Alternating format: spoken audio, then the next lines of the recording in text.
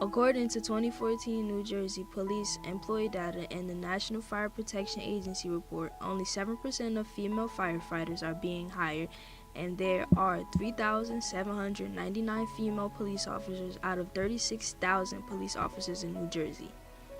I spoke with two women whose careers have challenged these stereotypical barriers and who demonstrated to never give up in the face of adversity. When I was new, graduated from the fire academy, I had no problems there. Everyone was treated really equal. But being the first woman in my fire department, it was like a lot of tests. I had to prove myself. I remember my first day working. We went to a choir structure, that's where we trained, and the captain wanted me to learn to make sure I knew how he wanted me to put out fires. So we would simulate it. So I had the hose, and the guy who was, or firefighter that was in charge of the hose, put the pressure almost double of what it should have been, and I flew against the wall. Everyone got yelled at, and it was basically, if she can't handle that, then she shouldn't be here. When I was the first woman in the department, people didn't know what to expect. I think even the public was a little unsure if a woman could possibly handle the job. I mean, I went to calls where they looked around. I called the police, where are they? And back then, I know it sounds silly now, people weren't expecting a woman to show up at their door. And could I do the job properly? When I was younger, I don't think I honestly thought about firefighting. My father was a firefighter. He wanted me to become a doctor. So I was going to college to become a doctor. My father passed away when I was a senior in high school, and I still wanted to continue what he wanted me to do.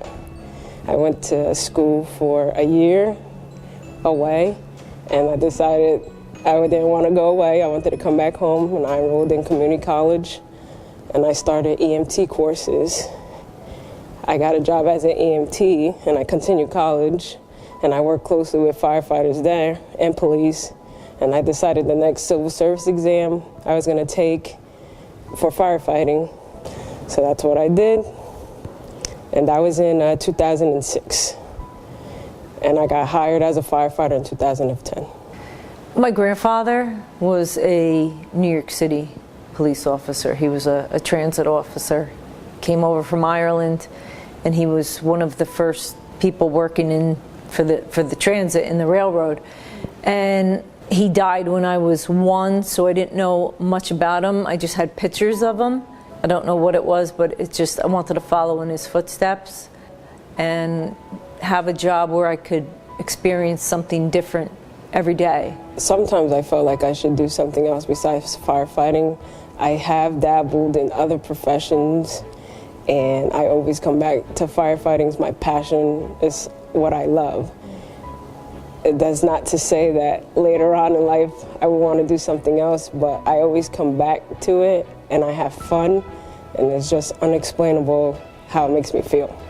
I like to ask the people on patrol. Those are the people that are knocking on the doors and going to the motor vehicle accidents, and they work in the rain, the sleet, the snow, the midnights. They have a voice. It's just that we all are a family in this department. I felt zero acceptance, maybe 1. It was basically, you're here because no one else wanted you. That's what I was told my first day, where I was assigned. I knew it was going to be a long time and a struggle to prove to everyone that I deserved to be here just as much as anyone else. So I just continued to do what I had to do. I kept learning, kept asking questions, making sure I knew what I was doing, because I know if I was proficient in what I was doing and I earned their trust, then we will all get together fine. I think today it's so much more welcomed. Not that it wasn't welcomed in the past, it's just there's so many female police officers now. I think anybody that wants to go into the profession. Are you going to have tough days? Yes, you are.